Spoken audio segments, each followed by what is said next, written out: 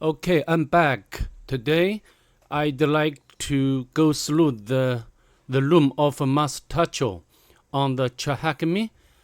I have already started up this machine, and I I will use the attack box provided the Tryhackme to do this penetration, which is known as the online kinetics.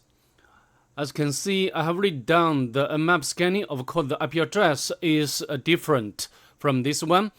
Anyway, we can know from the results the three open ports. The first one is 22, which is running SSH service, and also the actual version information. And the next one is 80, which is running HTTP service. And last one is 8765, which is running HTTP service, but the software or application is different, which is Nginx. So I think this is very important to include the option of the -p dash. Otherwise, the Nmap will not recognize this port number, a bit big port number. Anyway, now we can do the enumeration.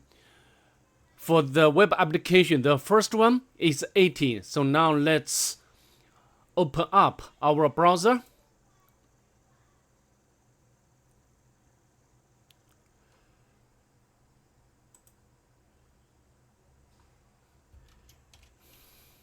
And let's put the IP address of the target into the browser. Let's hit enter. Of course, the first thing we need to do is to do some walkthrough for this web application. And also we can check the source code, but nothing special here. And also we can check whether this site has robots file. But although this does exist, but we cannot get some hints or some useful information. I mean the directory. So what can we do? We need to use some tools like Licto. If you follow along my video series, you can know the Licto is always my first tool when I do the web application enumeration.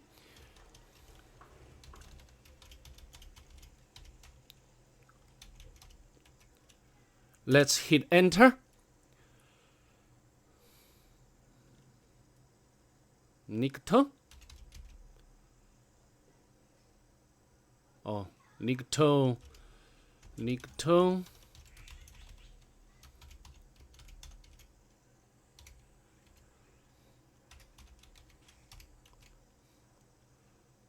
Let's press enter. Licto, emulated out the directory images, but we cannot find some valuable information from such a directory. But of course, you can manually check on that, but I will not do that at this moment. So the next thing we need to do is we need to use the GoBuster and the dir command and the IP address, and we need to the word list. The first one, I'd like to use the GoBuster directory.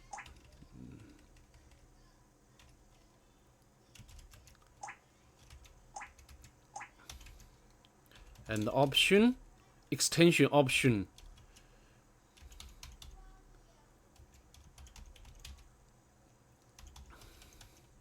Let's hit enter. Yeah, GoBuster, I like this tool very much. Yeah, we got some. Yeah, we have already know that such files like about, like a blog, index, gallery. We can manually check on that, but I will not do that now. But here, the GoBuster identified one directory which is custom. We can go to this directory, custom.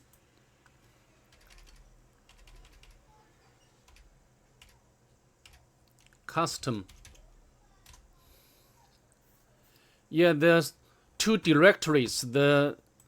This one is JavaScript, and here there is one very important file, the backup file. We can download this file onto our Kali Linux or local Kali Linux, and then we can go back to our terminal. I think I can interrupt the process of directory enumeration and user back, and we can cat. And I think we got the username, which is admin, and this one should be the encrypted password. We can make a copy of this string. We can make a copy and use the crack station to crack. Of course, I have already cracked this password earlier. As you can see, this is the password. And I think the first assumption is that maybe we can use these credentials to log in via SSH to the target, but you will not succeed at all. I will not do that again. So we now, besides SSH, we didn't get any entry where we can use these credentials to log in. So I think it's time to move on to the next port number, and we can go back to our browser, and the port number is, let's hit enter. I think this is the admin panel. It's so certain that we can use the credentials, what we have got or retrieved just now. Let's put admin, and the password is this one. We can bulldog 19.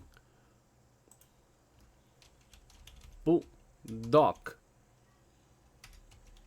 19. Let's submit. Here, I think this is the admin panel, and which says add a comment on the website, and we can, for example, like a JSON. Great. But nothing displayed below. So I think also we can check the source code of this page.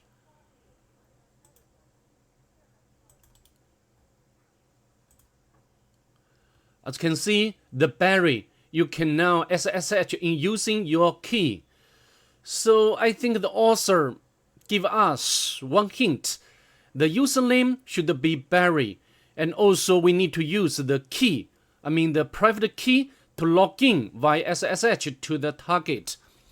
But so far, we didn't get the private key yet. And as we scroll up, maybe we do not need to scroll up. Here, as you can see, there is script. And the example, the author, don't forget. So maybe we can access this file to see what it's about. And maybe we can use another tab.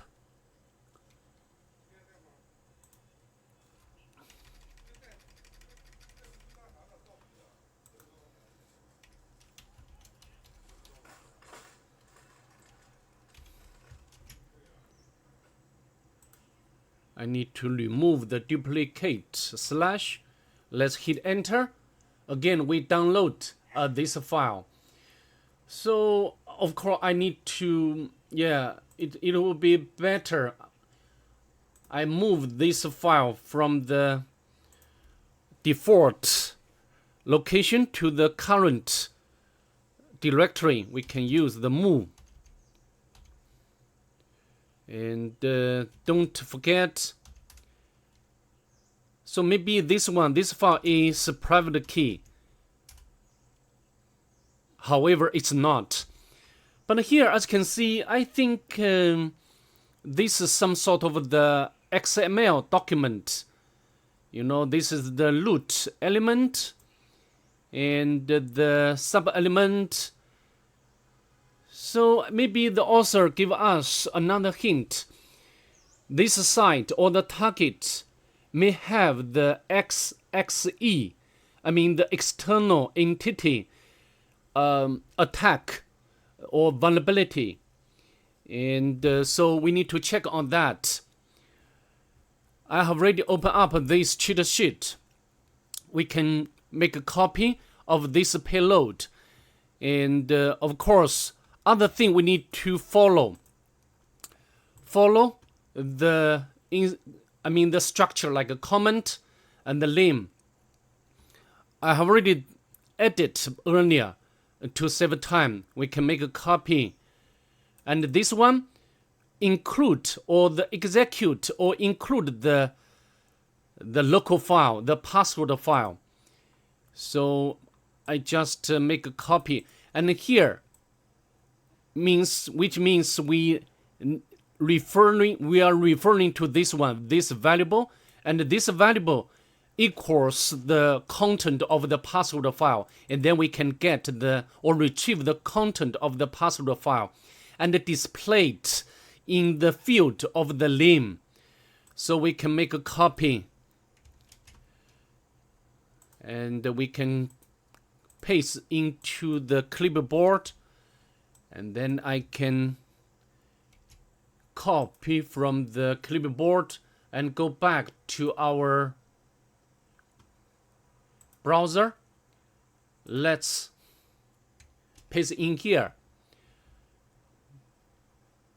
Of course, here, this is the element limb. You can limit any limb, whatever you wish. And let's submit. So the password file is displayed in the field of the limb. Do you remember that? It means that we have already successfully retrieved the content of the password file, and also we have already know that the Barry, as you can see, Barry has a private key, and then we can use the private key to log in to the target. So we need to retrieve the private key, and this process will be similar.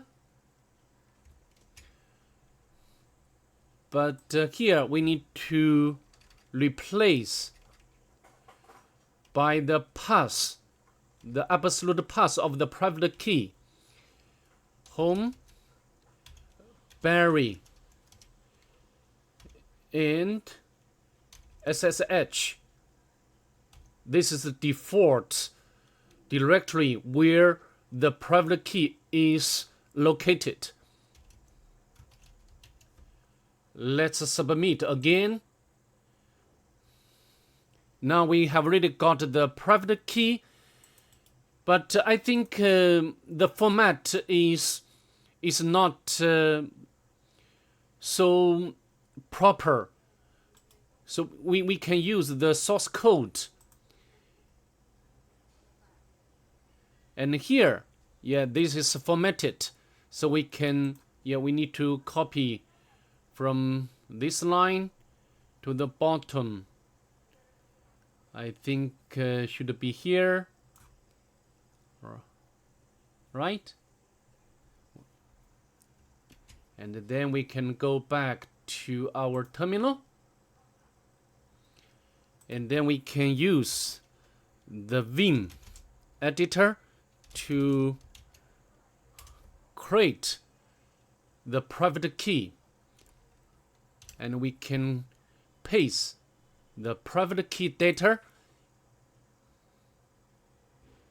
Yeah, now we can write and quit. But before we use this private key, we need to change mode to this file or to this private key. Sorry, because I use the online Kali Linux, so the speed is not so well.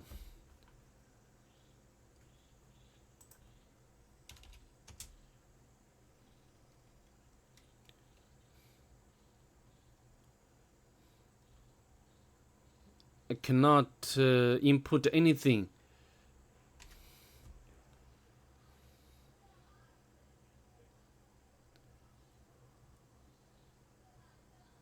I'm not sure what's wrong with my attack box. After all, I use the VPN to access the Tryhackme, so I think this is the problem with my attack box. So I need to fix this issue, and then I'll come back. Sorry, I'm back. Just now, my attack box, online attack box is dead. So I need to respawn my machine, so we can go on. Before we can use this private key, we need to change mode. This private key, and then we can use the SSH ID, and the username is Barry. Let's hit enter. Yes. But we need to supply the passphrase, so we can use the SSH to join, to convert the private key to the hash, and then we can use the John the Ripper, but the command not found. So I think the SSH to John is not included in the environmental variable. But anyway, we can use the find command to locate this file, right? It doesn't matter. We can use a different way to do this.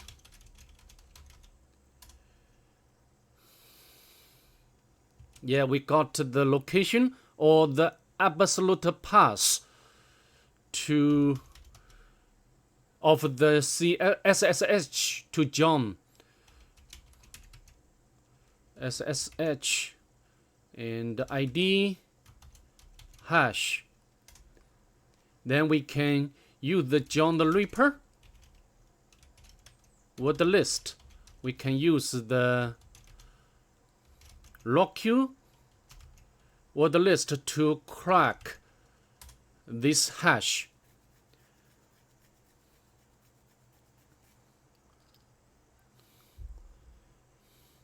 Okay, we got the passphrase of this private key, and then we can log in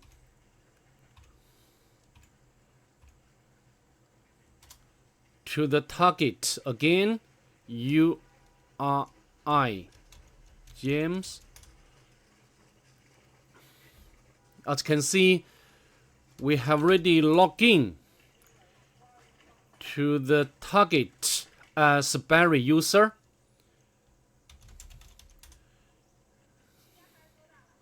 Then we can cut the user flag here, and we can make a copy of the user flag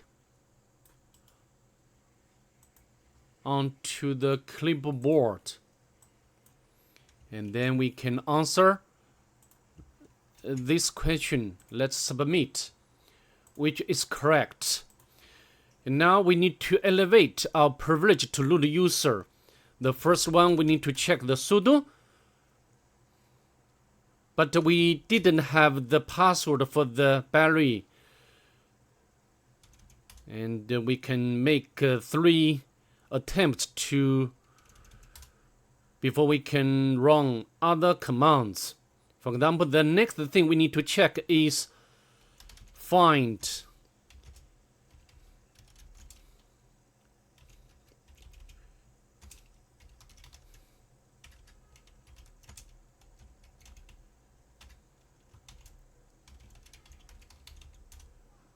Yeah, this line of command will try to locate commands which have SUID bit, and then we can utilize this SUID bit to elevate privilege to the root user. So here, I think one file caught our attention. So which one? Yeah, this one, the Joe leave log. So we can use the string command to see what's about this command. As you can see, let's scroll up. So I think the live log will run the command tail, and the tail doesn't use the absolute path, rather use the respective path. So we can utilize this point to create our own tail command, and then run this live log again and get the root privilege. So we can create our own tail command, but actually the tail will run the bash. We need to change mode, tail, okay, but also we need to change the path.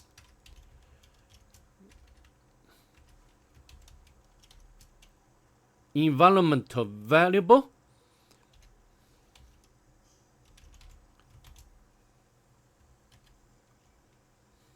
pass. Okay, it's done. Then we can run the live log, because the live log has SUID bit, and then we can use this bit to get temporarily the root privilege. And because we changed the function of the tail command, and then I think we can get the root privilege. As you can see from the banner, we have already become the root user. Then we can navigate into the root directory.